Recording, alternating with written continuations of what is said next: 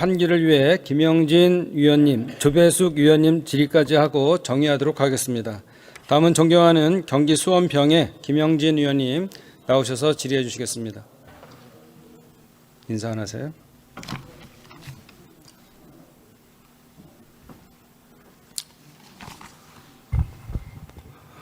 네, 경기 수원병의 김영진 의원입니다. 소방청장님께 질의드리겠습니다. 이번에 네. 그 영남 지역 산불 피해 명적과 사망자, 부상자가 어떻게 되죠? 지금 이제 저희들이 그 소방에서 집계하기로는 사망자 31명, 포함해서 83명이고요. 인명 피해는 83명이고 재산 피해는 저희들이 그 전체적인 산림 면적 집계는 그 산림청에서 정확한 자료들을 가지고 있습니다. 예, 산림청장이 말씀드릴게요. 네. 그 산림 피해는 10만 4천 헥타르고요. 주택 등 시설 피해는 9,400개소. 인명 피해는 소방청장님 말씀하신 것처럼 83명, 그중에 사망자 31명 포함되어 있습니다. 네, 그래서 지금 보신 것처럼 사망자 31명, 피해 면적 10만 4천 제곱킬로미터로 역대 산불 중에 가장 많은 사망자가 나왔습니다. 물론 피해 면적도 과거에 그 동해안 산불에 버금가지만 특히 사망자가 과거에 비해서 급격하게 증가된 원인을 소방청장은 어떻게 분석하고 그에 대한 대안을 마련하셨습니까? 예, 저희들이 일단 25일 날 그날 기상 여건이 매우 안 좋았습니다. 당초에 이제 그 저희들이 산불이 진행 속도보다 너무 빠르게 그 산불이 진행되었고 또 야간에 주택가 민가에 대한 그 대피가 조기에 좀 이루어지지 못한 부분이 있다 이렇게 저희들 판단하고 있습니다. 그래서 그 관련해서 지금 현재 현 정부에서 TF를 그 구성해서 전반적인 개선 사항에 대해서 그 논의를 하고 있다 이렇게 말씀드리겠습니다. 소방청장님, 예. 제가 보기에는 우리 재난 관련해서 중앙의 중대본 그리고 중대본은 현재 단계를 나눠서 총리, 행안부 장관 이렇게 하지 않습니까? 그렇습니다. 예. 그리고 실제 현장에서는 소방청과 해당 지자체가 관련한 그 방제를 나가고 있는데 저는 이번 관련한 인명피해가 이렇게 과거에 비해서 급격하게 늘어났던 부분들은 그에 대한 예측과 이동 이런 부분들이 대단히 제가 보기에는 좀 부족하지 않았나. 그러니까 실제로 이동이 불편하거나 그리고 산골 지역에 이랬던 분들이 예측하지 못한 상황 속에서 사망 피해가 많이 늘어서 실제로는 저희들도 그 상황을 보면서 산불 피해야 물질적인 피해 우리들이 복구가 가능하지만 인원이 이렇게 늘어나는 것은 상당히 예측하지 못했던 상황으로 보고 있지 않습니까? 네, 그렇습니다. 특히 그 농촌 지역에는 그 고령자 또 이렇게 그 혼자서 거동이 불편한 홀로 사시는 분 이런 분들도 많이 거주를 하고 계십니다. 그래서 좀 더 촘촘하게 그런 부분까지도 사전에 그 대피 계획이나 이런 것들이 더 조밀하게 수립이 될 수 있도록 그렇게 대책을 준비하도록 하겠습니다. 네, 저는 이번에 보면서 우리들이 뭐 KBS, MBC, SBS 재난 방송을 하는데 산불 피해 시 응급 대처 방안을 사실은 방송하고 있잖아요. 근데 실제로 제가 보기에는 그게 그 지역에 사시는 고령자의 분들에게 유효한 방식이었을까? 그리고 그분들이 그 사망하신 게 산이 아니었지 않습니까? 그렇죠? 예. 주로 어디가 많았습니까? 집과 이동 장소였죠. 예, 그렇습니다. 그럼 저는 그런 분들, 그런 경우에 이렇게 그 상당히 큰 산불이가 났을 경우 생존을 위한 방식으로 어떻게 피해 있고 그다음에 숨어 있고 그런 다음에 모이는 장소인 학교나 아니면 체육관 이렇게 이동 거리가 기니까 그 상황을 쫓아가지 못했기 때문에 그 피해가 많이 난 상황에 대해서 그런 상황에서 어떻게 이렇게 산계되어 있고 있는 사람들이 생존을 위한 방식으로 어떻게 할 것인가. 저는 소방청에서 조금 더 관련한 연구자들 그리고 재난재해를 했던 분들을 하고 좀 통해서 좀 마련을 해서 그런 분들에게 정말 구체적으로 그 시기에 피난과 이런 방법들을 고지하고 생존을 위한 방식에 대해서 강구해야 되는 게 필요하지 않겠습니까? 예, 큰 그 산림이 났을 때는 산불이 났을 때는 복합 재난입니다. 거기에 동원되는 뭐 경찰, 지방자치단체, 소방, 또 산림청 거기에 동원되는 모든 자원들에 있어서 그런 것을 예측하고 대피할 수 있는 이런 계획들을 촘촘히 마련하도록 하겠습니다. 총장님, 저는 대피가 제가 보기엔 사망을 늘렸다라고 저는 봅니다. 과연 그 시기에 그렇게 먼 길이를 그 급격하게 빠른 바람이나 이런 엄청난 그 속에서 대피하는 부분들이 유효한 것인가에 대한 분석도 필요하고요. 그 시기에서 생존을 위한 방법이 무엇인가에 대해서 좀 찾아볼 필요가 있을 것 같은데요. 예, 전문가들과 더 같이 논의하겠습니다. 이번 정기국회 때 꼭 한번 보고를 해서 내년에 이런 상황들이 반복되지 않도록 총장님이 반드시 제가 보기에는 대책을 마련해서 전국의 그 산계에 있는 농촌, 농촌과 산림 지역에 있는 분들에게 그 정확하게 제가 보기엔 안내를 통해서 그분들이 숙지하고 훈련도 좀 하고 그런 방식이 필요하지 않다고 보십니까? 예, 충분히 그 교육도 하고 사전 대피 장소 지정 이런 부분들 포함해서 전부 다 대책에 잘 담길 수 있도록 정부 대책. 네, 저는 그런 생각이 많이 들었습니다. 하겠습니다.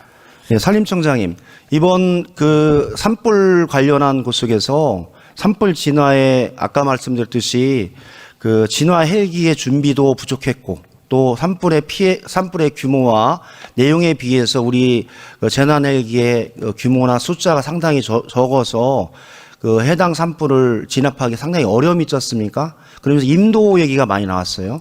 임도에 대한 유효성과 건설의 필요성 그리고 계획에 대해서 간략하게 말씀해 주시기 바랍니다. 예, 임도는 저희들이 뭐 계속 언론을 통해서 많이 브리핑 드렸다시피 야간에 강풍이 불지 않는 경우에는 야간에 강풍이 불지 않는 경우에는 인력이 지상이 접근을 해서 잔불 정리라든지 이렇게 확산되는 걸 충분히 막을 수 있는 그런 유형의 임도.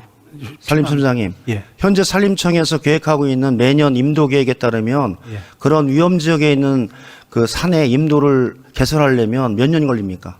지금 16,000km를 저희 더 순정을 시켜야 저희들이 최소한으로 필요하다는 1헥타르당 한 6.8m 정도. 그러니까 몇 년 걸립니까? 2037년까지 저희들이 계획하고 있습니다. 현재 계획으로도 보면 제가 보기에는 뭐 달성이 쉽지 않을 것 같고 매년 예산에 대한 부분도 그렇고 해서 계획을 좀 정확히 잡고 또 임도 건설에 관한 사회적 합의가 또 필요한 부분도 있고 해서 이번 산불 관련한 이 과정들을 복귀하고 준비하면서 관련한 일들 산림청에서 이 준비 기간을 좀 가지고 잘 진행해 줄 것 부탁드립니다. 예, 알겠습니다. 네. 행안부 차관 혹시 오셨습니까? 예, 기조실장 나와 있습니다. 기조실장이세요? 혹시 기조실장님, 그 알박기식 집회 신고 및 경찰서 앞 24시간 대기에 대해서 알고 계시죠? 네, 언론을 통해서 들은 적은 있습니다. 있죠. 네. 차관님이 오셨으면 경찰에 관한 사안인데 실제로 이번에 우리 그 집회 관련해서 헌법재판소 및 광화문 두루두루에서 대부분 다 그런 방식으로 집회 시위가 진행이 됐고 일명 알박 집회 신고가 아주 일상화돼 있어요. 그래서 보통 서울청이 제출받은 자료를 보면 동아면세점 앞에 집회 장소로 신고한 총 353건의 집회 중 156건이 자유통일을 위한 국민대회라고 하는 동일 명칭의 집회로 동일단체에서 신고를 했습니다. 1년의 절반 이상을 주요한 시기에 한 단체가 집회를 하고 있습니다. 자유통일이라는 국민대회의 내용들이 집회 시위의 자유를 보장하기 위한 집회 장소의 우선 신고 제도가 실제로는 특정 단체가 특정한 장소를 점유해서 알리기 위한 아니면 표현의 자유 아니면 본인의 주장과 생각을 공유하기 위한 자리가 아니라 특정 종교나 수익사업으로 이용되는 것으로 오용되고 있습니다. 네이버 부동산 정보를 보면요. 동아면세점 앞 1층 사무실 임대료가 100평 기준으로 5,016만 원이고 관리비가 1,022만 원으로 6,035만 원입니다. 한 평 기준으로 60만 원 정도 되고 전체 서울 시내는 한 24만 8천 원 됩니다. 한마디로 동화면세점 앞에 있는 한 평 임대료는 전국에서 가장 비싼 곳에 임대료를 하고 있는데 그 장소를 한 단체가 156건을 점유하고 있습니다. 그리고 집회를 신고해놓고 알박기로 해놓고 실제로는 집회를 그래서 2022년부터 25년까지 그런 경우가 대단히 많이 있어서 사실 유령 집회라고 했던 거죠. 그런데 이 행안부와 관할 경찰청에서 아무런 제재를 진행하고 있지 않았던 겁니다. 그러면서 광화문 집회를 했던 156회 집회를 진행했던 그리고 실제로는 52주였죠. 매일 열지도 않으니까 신고를 해놓고 토요일 정도만 하니까 그러면서 광화문 그 집회에 결의사항이 뭔지 혹시 알고 계세요? 실장님? 광화문 집회를 진행했던 우파 실대 결의사항? 제가 아는 바는 제가 보기에는 집회를 통해서 국민과 함께 의사를 공유하고 표현의 자유를 통해서 같이 가는 그런 제도가 아니에요. 첫 번째, 퍼스트 모바일 통신사 사용. 사랑제일교회 법인 더 P&L이 운영하는 알뜰폰 통신사에서 사용하라. 두 번째, 선교카드 가입.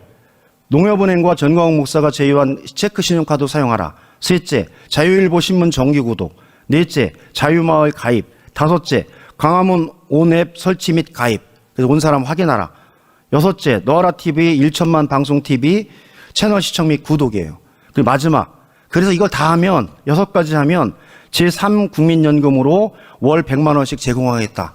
이렇게 얘기하면서 집회를 하고 있는 겁니다. 그리고 그런 장소에서 알뜰폰, 선교 카드, 자유일보 또 여러 가지 유튜브를 통한 수익을 올리는 이런 형태로 집회 시의 자유의 그 허용이 실제로는 특정인의 영업행위와 영리를 목적으로 한 그 행위로 지금 이루어지고 있는데 이 문제에 관해서 행안부에서 경찰청과 협의하여 집회에 관한 사전협의제가 법률적으로도 가능합니다. 관련해서 행안부 입장을 한번 말씀해 주시기 바랍니다. 예, 말씀하신 사항과 관련해서 경찰청에서 법과 원칙에 따라서 집회 관리를 철저히 하고 있다고는 생각합니다만 혹시 살펴볼 부분이 있는지 경찰청에 잘 전달하도록 하겠습니다. 네, 제가 보기에는 우리 기조실장님이 나오셨는데 차관님이나 장관님이 계시면 좋겠는데 좀 관리할 필요가 있다고 봅니다. 너무 제가 보기에는 우리 사회가 집회 시위에 관한 자유 문제를 과도하게 진행하고 사전협의나 이런 걸 통해서 조절할 수 있음에도 불구하고 그렇게 되면서 마치 그 목적 외 집회 허가 신고 외에 다른 목적으로 이용되는 것은 저는 조정할 필요가 있다 이렇게 보고 있습니다. 네, 관련하게 PPT를 보면서 질의드리도록 하겠습니다.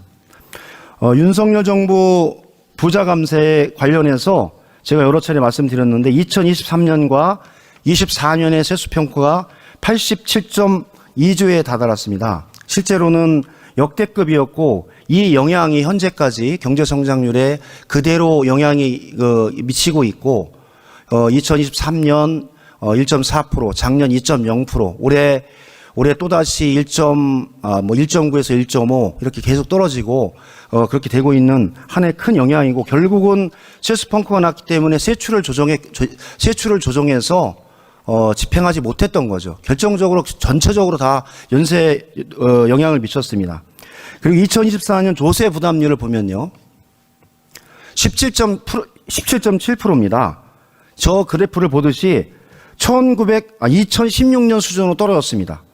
경향적으로 우리의 조세 부담률이 17, 18, 20, 22 이렇게 올라가면서 경제 규모와 여러 가지의 사회적 필요에 의해서 조세를 적정하게 해 들어갔었는데 급격하게 2022년 감세 정책으로 2023년, 24년에 걸쳐 19%, 17.7%로 조세 부담률이 확 떨어졌습니다. 결론은 전체적으로 경제 저성장과 현재 어려움을 초래한 이유 중에 하나로 볼 수 있습니다. 물론 경제정책의 방향을 틀었기 때문이죠. 감세 정책으로.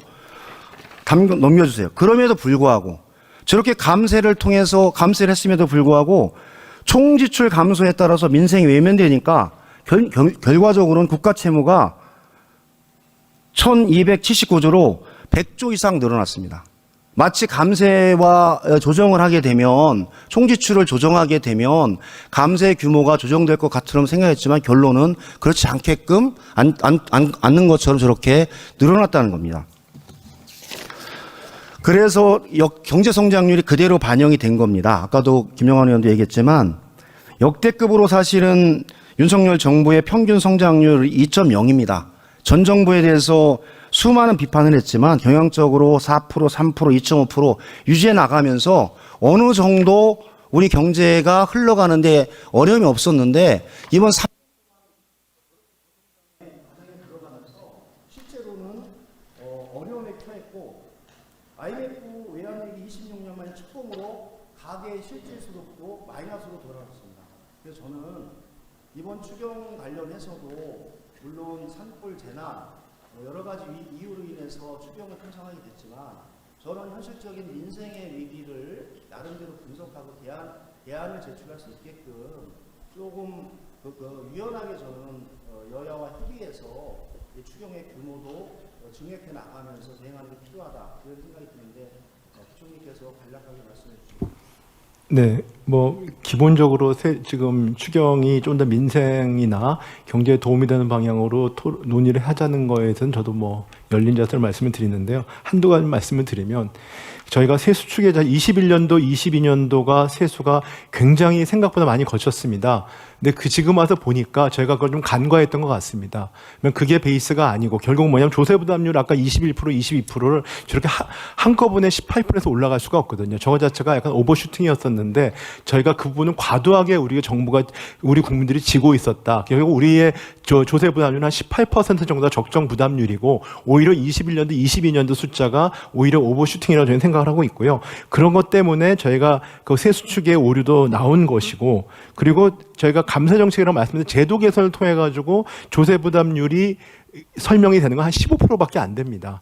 결국은 조세 분량을 떨어진 부분들은 사실은 뭐 여러 가지로 외부 충격이나 법인들 자산 시장이 21년도 20년에 과열이었는데 또 반대가 있지 않았습니까? 뭐 그런 효과가 있는 것 같습니다. 그리고 국가 부채 증가가 100조 원이라고 말씀하셨는데 국가 부채 자체 증가분은 그렇게 될 수 있지만 GDP 대비 비율은 저희 정부 들어서는 한 2%, 1%대다. 그렇기 때문에 전체적으로 GDP 대비 국가부채 관리에 대해서는 어느 정도 성과가 있었다고 말씀을 드릴 수 있고요. 가계의 실질소득은 여러 가지 복합위기 때문에 저희가 어려움이 있지만 작년 한 2, 4분기 이후로는 그래도 플러스로 돌고 있고 저희가 더욱더 확대될 수 있도록 노력을 하겠습니다. 사실은 자산 시장의 현재 추락 그리고 실물 경제 추락 여러 가지 중복된 위기가 현재 경제 위기로 들어가는 규모가 있기 때문에 이 문제에 관해서 저는 서로 수용할 것은 수용하고 대안을 잘 만들어갔으면 좋겠습니다. 이상입니다. 네, 김영진 의원님 수고하셨습니다. 다음은 존경하는